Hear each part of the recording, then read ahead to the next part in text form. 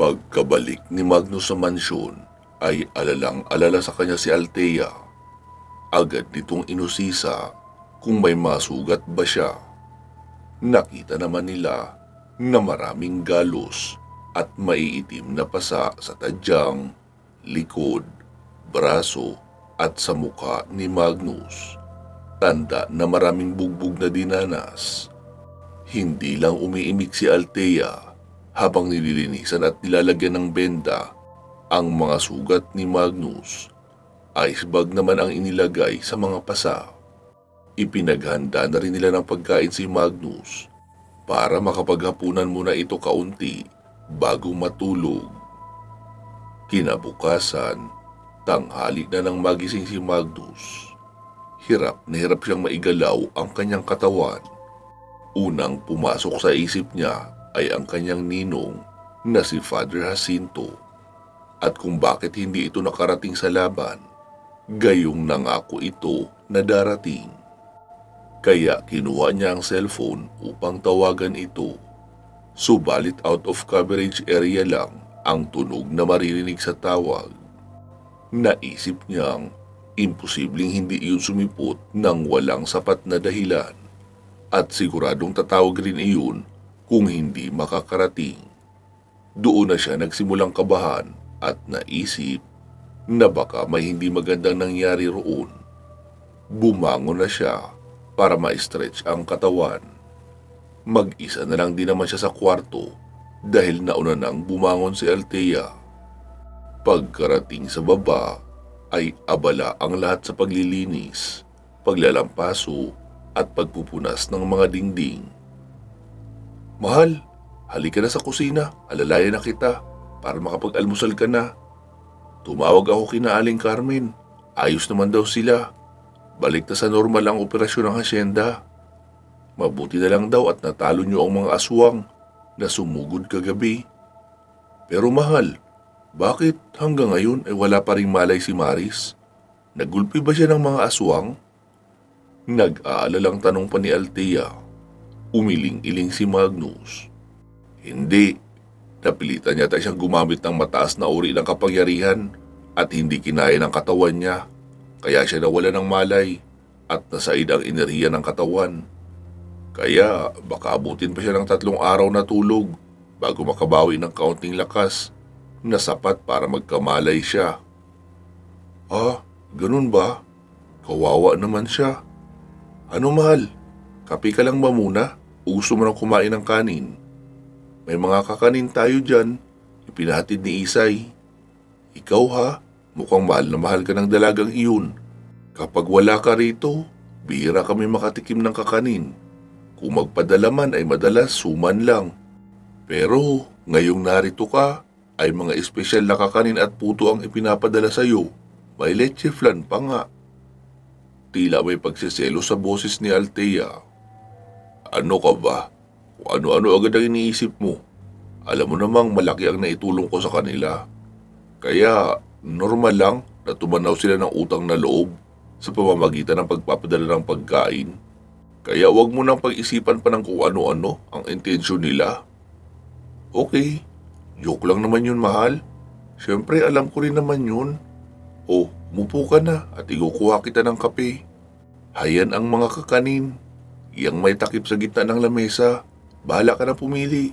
Heto ang platito at tinidor oh." Wika ni Althea at ipinagtimpla na ng brewed coffee si Magnus. Pagkabalik ng dalaga ay may dala ng kape para kay Magnus. "Althea, pasuyo naman. Pakikuha ng wireless telephone natin. Tatawagan ko lang si Ninong." "Okay mahal, saglit lang." Hinanap ni Magnus ang numero ng simbahan na tinitira ng kanyang ninong at noong makita ay idinayal na agad upang makatawag. "Hello, good morning. San Isidro Parish Church Office. How may I help you?" Hi, good morning. My name is Magnus Argente. Pwede ko bang makausap si Father Jacinto?" "Naku sir, wala po siya. Umalis kahapon. May mahalaga raw na pupuntahan. Bago po magtanghali siya umalis." Ganun ba? Okay, sige, salamat." Anything else, sir? Wala na. Thank you. Wika pa ni Magnus, sabay baba ng tawag. Pagkababa ng telepono, ay nakatulala si Magnus na nakatitig sa kanyang kape. Oh, mahal, anong problema? Bakit ka nakatulala? Wala naman. Nag-aalala lang ako kay Ninong. Ang sabi niya kasi ay pupunta siya kahapon sa asyenda para tumulong sa laban. Pero hindi nakarating eh. Kaya tumawag ako sa simbahan na hinahawakan niya. Wala siya roon. Umalis raw kahapon ng tanghali. Hala, ibig mo bang sabihin umalis siya kahapon para magpunta rito pero hindi nakarating? Oo, parang gano'n na nga. Sana okay lang siya, mahal, no? Sige pala, mahal, maiwan muna kita. Aasikasuhin ko lang sa likod ang paglalaban ng mga labahan na naiuwi mo. Grabe, parang napakabihira mo maglaban, no? Halos mag-isang sako ang labahan mo eh. Oo, bihira ko kasi maalala. Tapos kung maalala ko naman ay may mahalaga na akong gagawin, kaya hindi ko na rin nagagawa. Okay lang, mahal. Sana kasi sinasama mo na lang ako sa mga misyon mo para may tagaluto ka at tagalaban ng mga damit mo. Ano ka ba? Ayos lang ako. Kaya kita iniiwan rito para makapag-aral ka. Yun ang mas mahalaga. Oo, mahal. Alam ko naman yun. Naaawa lang kasi ako sa iyo na walang nag-aasikaso habang nasa misyon. Ayos lang ako, mahal. Huwag mo akong problemahin. Oh, sige na. Asikasuhin mo na yung mga labahan. Salamat ha. Oo, mahal. Walang anuman. Sagot pa ni Althea at lumabas na. Agad nang dumampot ng puto de leche si Magnus. Sabay tinulakan ng kape. Noong makaubos ng 5 piraso, ay idinayal niya ang numero ni Tomby. Hello, Tol. Bakit? Tanong pa ng huli. Tol, makikisuyo ako sa inyo ni Pandoy. Punta kayo rito sa bahay. Tapos gamitin niyo ang panyero. Magpunta kayo sa San Isidro. Bawat bayan na madadaanan niyo ay makibalita kayo kung may nangyari bang banggaan o kahit anong disgrasya sa daan. Si Ninong kasi, dapat kahapon pa siya nakarating dito dahil umalis siya roon ng tanghali para tumulong sana sa laban natin kagabi. Pero hindi siya nakarating. Tumawag na rin ako sa simbahan. Kahapon pa raw ng tanghali umalis. Kaya masama ang kutob ko. Kailangan ko lang masiguro na hindi siya involved sa disgrasya sa kalsada bago ko gawin ang sunod kong plano. Si Mang Ambo ba, Tol? Hindi namin isasama? Huwag na, dahil wala magmamaneho kapag may emergency na nangyari dito o sa asyenda. Papapuntahin ko rin naman siya dyan para may magtingin-tingin sa sitwasyon. Hindi ko lang talaga kaya maglakad at kumilos ng maayos ngayon. Kaya hindi mo na ako sasama. Okay, Mags, walang problema. Susunduin ko lang si Pandoy, tapos pupunta na kami dyan. Okay, sige Tomby, salamat. Sagot naman ni Magnus, sabay patay ng tawag. Tumayo si Magnus at dinala ang kape para lumipat sana ng pwesto sa may balkonahe. Noong makita naman siya ng dalagang si Rika, ay dali-dali siyang nilapitan. Nakasunod na rin rito ang batang si Lino. Kuya Magnus, alalayan na kita. Lino, ikaw na magbitbit ng kape niya. Wika pa ng dalaga at agad hinawakan si Magnus sa tagiliran. Kaya napilitan na rin si Magnus na iabot sa batang si Lino ang kanyang dalang mug na may kape. Bago pa sila makarating sa may mismong sala, ay sumama ang pakiramdam ni Magnus. Rika, pakidala mo na lang muna ako sa lababo sa kusina. Okay po. Wika ng dalaga at inakay ng muli si Magnus. Sige, doon mo na lang ako hintayin sa sala. Tatawagin na lang kita kapag kailangan ko na ng alalay. O di kaya, tawagin mo na lang muna pala si Efraim. Nasaan ba siya? Nasa likuran po. Nagsisibak ng kahoy na panggatong para doon kinaaling maming. Sige, pakitawag na rin ako. Agad naman iyong sinunod ng dalaga. Noong wala na si Rika, ay saka nagsimulang dumuwal si Magnus. dahil para siyang nasusuka na nauubo pero wala namang lumalabas. Ilang saglit pa ay nakita niyang paparating na si Efraim. "Kuya Magnus, ayos ka lang?" "Hindi masyado, Efraim. Pakialalayan ako. Dalhin mo ako sa CR." Wika niya pa. Pagkarating sa loob ay isinara niya agad ang pinto. Nasa labas lang ang binata naghihintay sa kanya. Doon na nagsimulang sumuka si Magnus. Una niyang inilabas ay ang mga kinain niyang puto kasabay ng kape. Sumunod ay buo-buong dugo na ang lumalabas. Sa katagalan ng kanyang pagsusuka ay bumigay na ang kanyang tuhod sa panghihina. Kasunod noon ay nawalan na siya ng malay. Nagising na lang siya noong makarinig ng mga nagkakagulong ingay sa loob ng banyo. Nasa loob na ng banyo sina Mang Ambo at Tomby. Inaalalayan siyang itayo. Nakaabang naman sa labas ang umiiyak na si Althea dahil sa pag-aalala. "Mags, anong nangyari?" tanong ni Mang Ambo. Pero tila disoriented pa si Magnus kaya hindi siya makasagot. Agad namang sumunod ang mga dalaga na pumasok sa CR upang linisan iyon.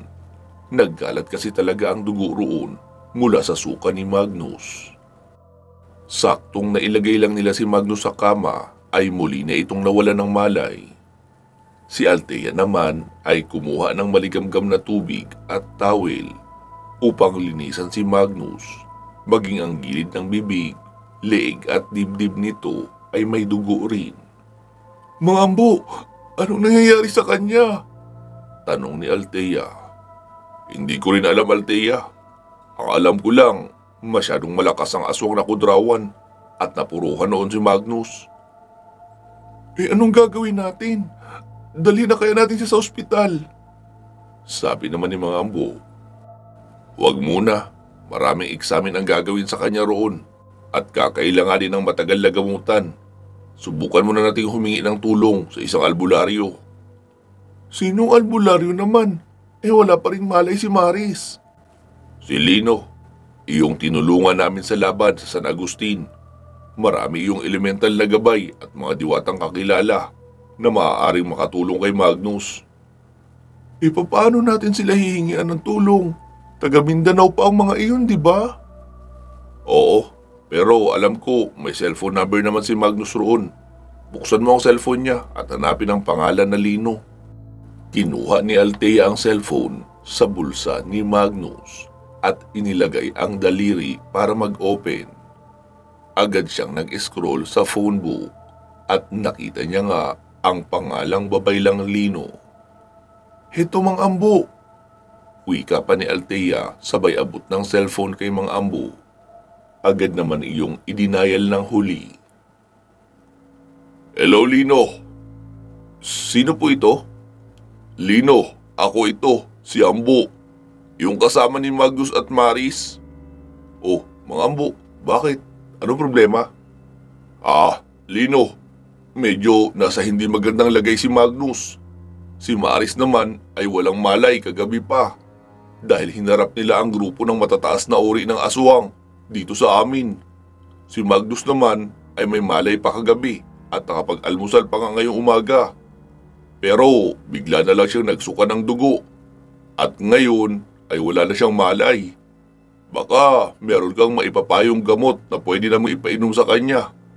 O kaya kung may magagawa ang mga tropa mong diwata." Sabi naman ni Lino. "Sige mga Ambo, hintayin niyo ang tawag ko. May kakausapin lang ako. Titignan ko ang aking magagawa." "Okay po, Sir Lino. Maraming salamat." "Lino na lang po, Mang Ambo. Wag nang Sir." "Okay, Lino." Wika pa ni Mang Ambo at pinatay na ang tawag. "Mang Ambo, aalis na kami. May iniutos sa amin si Magnus. Nawawala raw kasi si Father Jacinto. Kaya makikibalita kami sa daan mula rito hanggang sa San Isidro. Kung may nangyari bang disgrasya na maaring nasangkot iyon. Gamitin daw namin ang Pajero." "Ha? Hindi ako kasama?" "Hindi raw Para may magmamaneho kapag may emergency rito o sa hasyenda. Papapuntahin ka nga raw sana niya sa hasyenda para magmanman doon sa mga kaganapan. Paliwanag ni Tomby. Hindi na muna ako pupunta roon. Mas kailangan ako rito. Baka biglang magkumbulsyon itong si Magnus eh. Walang ibang solusyon doon kundi ang itakbo siya sa ospital. Okay, sige mga ambo, aalis na kami. Sige, nariyan sa divider na kasabit ang susi ng panyero. Sagot naman ni mga ambo. Maya-maya ay dumating naman si Aling Maming. Ambo, ano nangyari kay Sir Magnus? Nagsuka raw ng dugo, sabi pa ng batang si Lino. Oo, Maming, matindi rin pala ang inabot niyang bugbog kagabi sa kamay noong malaking aswang na namuno sa pagsalakay. Diyos ko! Sana makaligtas sa tiyak na kamatayan si Sir Magnus, pati na rin si Maris namin. Hanggang ngayon kasi ay wala pa rin siyang malay. Kaya kinabitan ko na rin muna ng dextrose. Naturuan niya naman ako kung paano iyon gawin. Para kahit wala siyang kainin, ay hindi ma-dehydrate ang katawan. Si Sir Magnus ba, hindi niyo pa papalagyan ng dextrose? Huwag muna, Maming. Nakatawag na ako kay Babay Lang Lino. Gagawa raw siya ng paraan. Ah, ganun ba? E di sige. Doon ka muna siguro, Ambo, magbantay sa may gate. Dahil doon din muna ako sa bahay namin. Nagluluto kasi ako ngayon ng pang-ulam niyo rito. Naglaga ako ng buto-buto ng baka. Alam kong kailangan ni Sir Magnus ng sabaw para makarecover agad. Kaso wala rin palang malay. Sige na, Ambo, magpunta ka na roon sa gate at aalis na rin muna ako. Baka masalisihan tayo eh. Wika pa ng ginang at umalis na ng mansyon. Si Mang Ambo naman ay naglakad na rin papunta sa may harapan ng mansyon para magbantay sa gate. Makalipas ang mahigit isang oras ay muling tumawag si Lino sa cellphone ni Magnus. Hello? Lino, si Althea ito, girlfriend ni Magnus. Ah, Althea, itatanong ko lang, anong pangalan ng barangay nyo? At eksaktong address na pala, isend mo sa akin sa text ang buong address nyo dyan. Okay, sige Lino, basta Santa Ines itong bayan namin. Okay, sige Althea, mamayang eksakto 3:00 ng hapon ay darating kami. Kaya kumalma lang kayo riyan, makakaligtas sa tiyak na kapahamakan si Magnus at si Maris. Okay, sige, salamat Lino. Sagot naman ni Althea habang nanggigilid ang luha. Ilang saglit pa ay lumapit naman sa kanya si Alona. Ate, kumain ka muna. Ako na muna ang magbabantay kay Kuya Magnus. Hindi na, Alona, busog pa ako. Ha? Paanong busog, te? Nagkape ka lang naman kanina umaga, di ba? At 2 pirasong puto. Paano ka naging busog? Mag-aalas 12 na oh. Bumuntong hininga si Althea. Hindi ko alam, Alona. Maaring gutom na rin talaga ako. Hindi ko lang maramdaman dahil nag-aalala ako para kay Magnus. Ano ka ba, te? Huwag kang masyadong mag-alala para kay Kuya Magnus. Ang sabi ni Mang Ambo na magaling na babaylan raw yung si Lino. At siguradong may magagawa siyang paraan para mapagaling si Kuya Magnus. Sana nga, Alona. Sana nga. Kaya kumain ka na muna doon, te. Sa tingin mo, matutuwa si Kuya Magnus kapag ikaw naman tuloy ang nagkasakit dahil sa sobrang pag-aalala mo sa kanya? Sige na, ako na ang bahala rito. Saglit ka lang rin naman kakain. Baka nga wala pang 10 minuto ay tapos ka na. Punta ka na doon habang mainit pa ang sabaw ng baka na niluto ni Aling Maming. Okay, sige na nga, ang kulit mo eh. Wika pa ni Althea at bumaba na rin para kumain. Noong muling makabalik ay 2 na sila ni Alona na nagbabantay habang nagkikwentuhan na kung ano-ano sa may tabi ni Magnus. Sumapit ang eksaktong 3:00 ng hapon nang biglang lumamig ang buong kapaligiran sa loob ng compound ng mansyon nila Magnus. Nagkaroon na rin ng tila hamog sa paligid ng puno ng mangga. Kaya naman agad napatayo si Mang Ambo at kinabahan. Nagliwanag ang puno ng mangga at may nagbukas na portal. Una noong iniluwa si Lino kasama si Tingting. Mang Ambo, Kalma ka lang, kami lang ito. Wika pa ni Lino noong makitang nakatutok ang isang baril na hawak ng matanda. Ah, Lino, kayo pala yan. Akala ko kung ano na. Bigla kasing nabalutan ng hamog ang puno. Maraming salamat Lino at dumating kayo. Oo naman Mang Ambo, maliit na bagay ito kumpara sa pagtugon nyo noong panahong kami ang nangangailangan. Tara, dalhin nyo na kami kay Magnus. Wika pa ni Lino matapos makipagkamay kay Mang Ambo. Sabi naman ni Tingting, ayos ang lugar nyo rito Mang Ambo ah. Maraming puno. At napakarami pa ng bunga ng mangga nyo. Ano ito? Kanya-kanyang kuha tuwing pagkatapos kumain para sa panghimagas? Oo, Tingting. Ganun na nga talagang ginagawa namin rito. Huwag kayo mag-alala. Pagkatapos nyo sa gamutan, ay isusungkit ko kayo ng mangga nang makapag-uwi kayo ng marami. Sobrang tamis pa naman ang mangga namin rito. Wika pa ni Mang Ambo. Dinala na nga sila ni Tingting at Lino sa kwarto ni Magnus. Kasama nila si Clea pero hindi ito nakikita ni Mang Ambo o ng iba pa maliban kay Lino. Pagkapasok sa kwarto ay nagulat si Althea noong makitang may mga lalaking nagsipasok sa silid. Sabi naman ni Mang Ambo, Althea, ito si Lino. Ito naman si Tingting, kaibigan niya. Hi Althea, bati pa ni Lino. Agad namang tumayo sina Althea at Alona upang bigyan ng espasyo si Lino na makalapit kay Magnus. Sabi naman ni Lino, oh, sige na Clea, gawin mo na ang trabaho mo. Sabi naman ni Althea, ako ba ang kausap mo? Althea ang pangalan ko, hindi Clea. Sabi naman ni Lino, pasensya na, hindi ikaw ang kausap ko, kundi ang gabay ko. Clea ang pangalan niya at narito siya ngayon sa loob ng kwarto. Hindi nyo lang nakikita. Lumapit na nga ang diwatang si Clea kay Magnus at idinikit ang tenga sa dibdib pati sa tiyan. Malala ang bugbog sa loob niya Lino, kaya nagdurugo ang mga internal organs niya, pati ang sikmura. Kaya siya nagsusuka ng dugo. Sabi naman ni Althea, Lino, anong sabi ng gabay mo? Wala kasi kaming marinig eh. Sabi naman ni Lino, malala na raw at hindi na raw sisikatan ng araw. Mamamatay na si Magnus. Ha? Hindi! Hindi maaari yun! Wika pa ni Althea at napalupasay na sa sahig na umiiyak. Sabi naman ni Lino, joke lang yun. Gagaling na siya mamaya lang kaunti, kaya tumayo ka na dyan. Tinapak-tapakan na namin ang sahig na iyan. Napakarami pa namang tain ng kalabaw sa pinanggalingan namin. Malamang may nadala kaming magandang samyo dyan. Bigla namang sumimangot si Althea at naningkit ang mga mata na nakatitig kay Lino. Natawa naman si Mang Ambo. Lumapit si Clea kay Lino. Lino sabay abot ng isang bulaklak na kulay dilaw.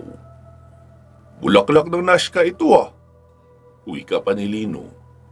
Abay oo naman, marami tayo niyan.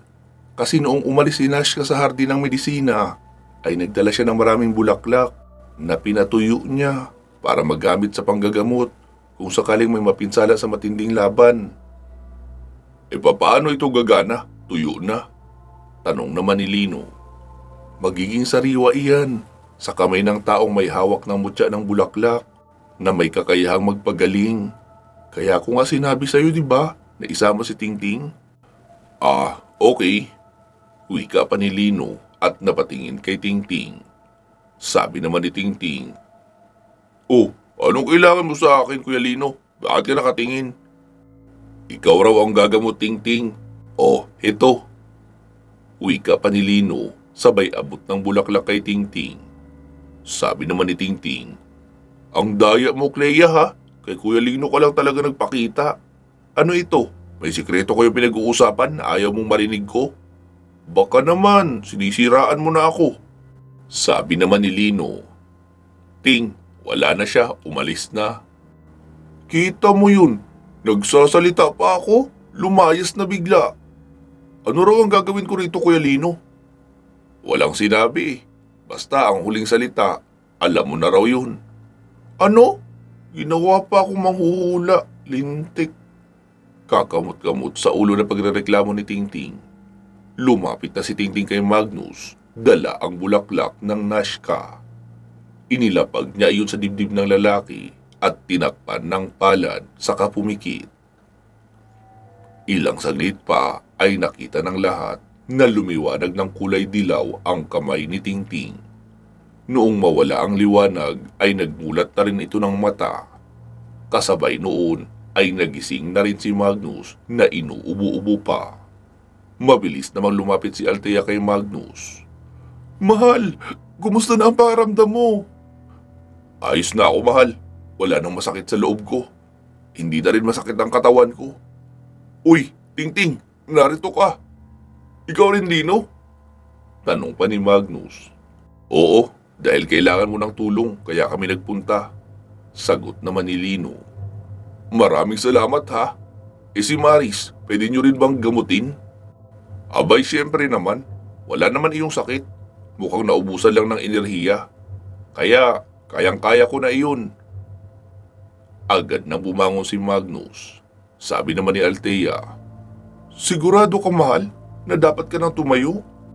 Kagagaling mo lang sa walang malay, di ba? Hindi mo ba alam na sumuka ka kanina ng kalahating timba siguro ng dugo sa banyo?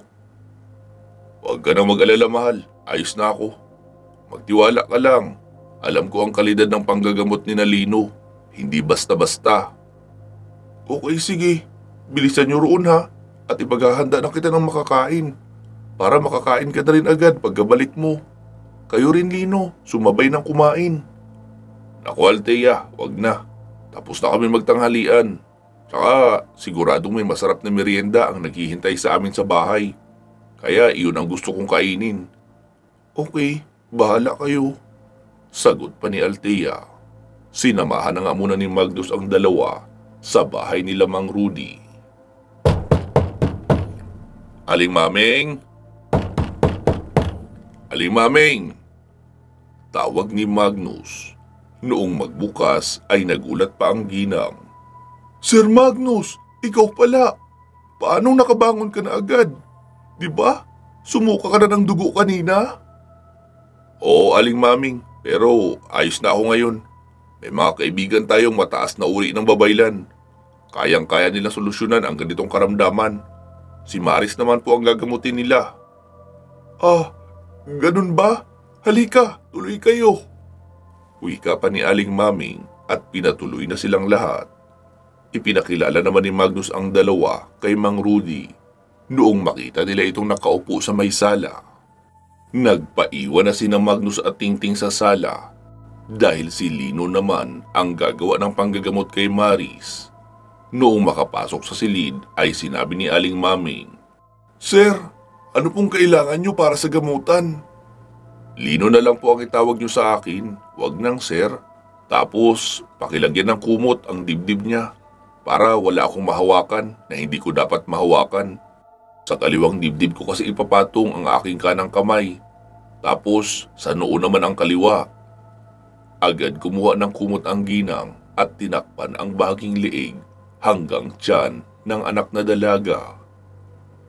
Sige, okay na po. Dumistansya lang kayo kaunti. Dikit kayo sa may dingding. Kuryente po kasi ang ibibigay ko sa kanya. Mas malakas pa sa kuryente kinukonsumo ng pamamahay na ito at ng mansyon sa isang buwan. Kaya hindi pwedeng mahawakan ng mga pangkaraniwang tao. Ah, ganun ho ba? Sa labas na lang ako ng kwarto. Takot na wika pa ni Aling Maming. Sabi naman ni Lino, Naku, wag po. Ayoko nang gagamot na walang testigo sa ginagawa ko. Kaya okay lang na kahit sa may pinto lang kayo. Pero nakasilip pa rin. Okay po, Sir Lino. Wika naman ni Aling Maming na tila natakot sa mangyayaring gamutan. Nagsalita si Lino sa kanyang isipan. Ermitanyo, 100% ng kyanite, pakilagay sa kamay ko. Samahan mo na rin ng 20% ng kapangyarihan mula sa mutya ng sinukuan. Bibigyan natin ng 120% ng lakas si Maris. Para hindi lang siya basta manumbalik sa dati, kundi maging mas malakas pa sa normal niyang kakayahan. Kakayanin niya naman iyon dahil isa siyang inang babaylan. Sige Lino, areglado. Wika pa noon. Ilang saglit pa ay nararamdaman na ni Lino ang pagdaloy ng kuryente sa kanyang mga kamay. Nagliwanag ng kulay matingkad na asul ang mga mata at kamay ni Lino. Noong sakto na ang dami ng kapangyarihan na nasa kanyang kamay, ay sa kanya iyon inilapat sa noo at dibdib ni Maris. Nangisay si Maris at napuno ng maliliit na guhit ng kuryente ang silid. Kaya nagliwanag ito. Napatago naman si Aling Maming sa gilid ng dingding sa takot na matamaan ng maliliit na kidlat na mula sa loob ng kwarto. Nangisay ng todo ang katawan ni Maris. Nagmulat iyon ng mata pero nagliliwanag na kulay asul na matingkad, kasabay ng isang malakas na pagtili ng dalaga.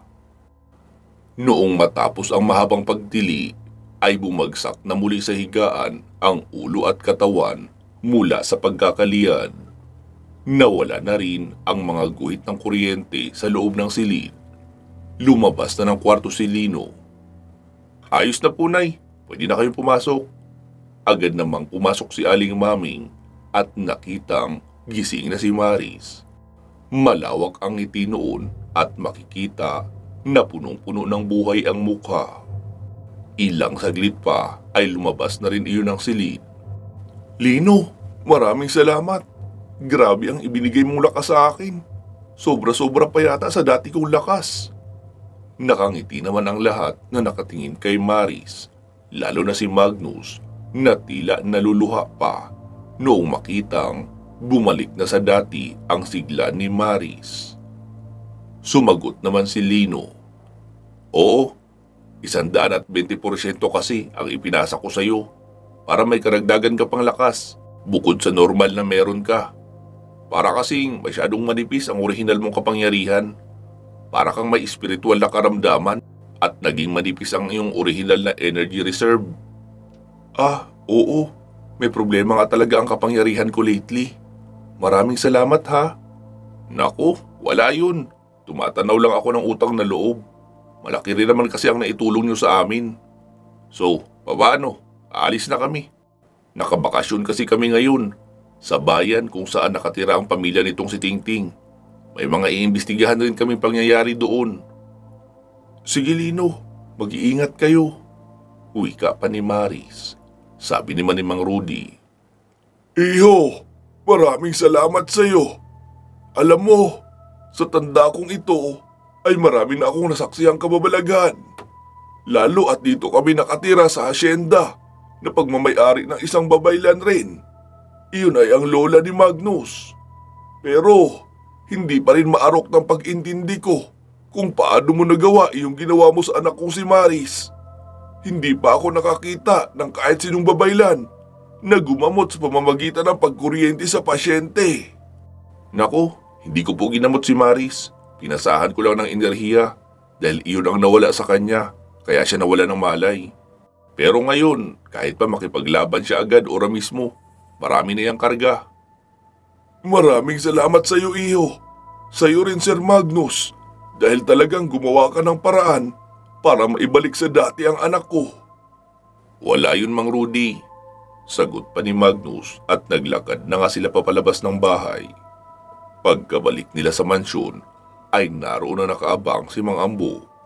May hawak na malaking supot na punong-puno ng manggang kalabaw na mga manibalang na.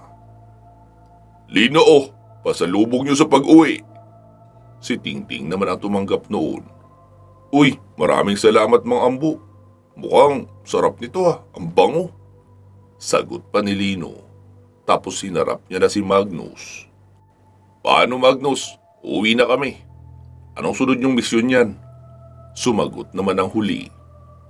Hahanapin ko muna si ninong ko na dapat tutulong sa laban namin kagabi. Kaso hindi nakarating eh. Wala raw sa lugar na kanyang tinutuluyan. Tapos kapag okay na ang lahat rito, ay aakyat kami ng Ibisan para hanapan ng solusyon ang mga nangyaring kaguluhan roon. Pati na rin kung paano ko maibabalik ang aking mga gabay. Sige Magnus, mag-iingat kayo sa inyong mga susunod na paglalakbay ha. At kung may kailangan kayong tulong sa amin, magsabi lang kayo.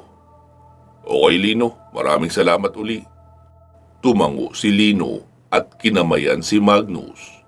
Lumapit na ito sa may puno ng mangga at inilapat ang kamay sa mismong puno. Hindi naman kasi isinara ni Clea ang portal. Ginawa lamang invisible para hindi mapasukan ng ibang mga tao o nilalang. Pero muling lilitaw kapag inilapat ni Lino o Tingting ang kanilang kamay. Umalis na nga ang dalawa na sina Lino at Tingting at umuwi na ng San Pablo. Pansamantala po muna natin puputulin dito ang ating kwento. Sa mga bago lang po sa channel at sa kwentong ito, mas maiging pakinggan nyo ito mula sa part 1 o magmula sa prequel ng Medalyon, part 1 to 5, bago nyo simulan ang part 1 para alam nyo ang kasaysayan, pati na ang pinagmulan ng kanilang mga naging kalaban. Tapos para naman po sa mga nakasubaybay na rito, ay hihilingin ko na rin na pakinggan nyo rin po sana lahat ng upload natin dito sa ating munting channel. Malaking tulong na po iyon sa ating proyekto na pagtulong sa mga batang pinabayaan na ng mga magulang. Iyon po ang munting proyekto ng channel na ito na matagal nang nasimulan at nagpapatuloy pa rin hanggang sa ngayon. Sasamantalahin ko na rin po na pasalamatan ang mga sponsors at mga nag-join sa channel membership. Doon po napupunta ang inyong mga ambag. Maraming salamat po ha. Naway pagpalain kayo lalo ng ating poong may kapal at bigyan palagi ng malusog na pangangatawan. Iyon lang po. Magsama-sama tayong muli sa part 133. Mag-iingat po kayo palagi at hanggang sa muli.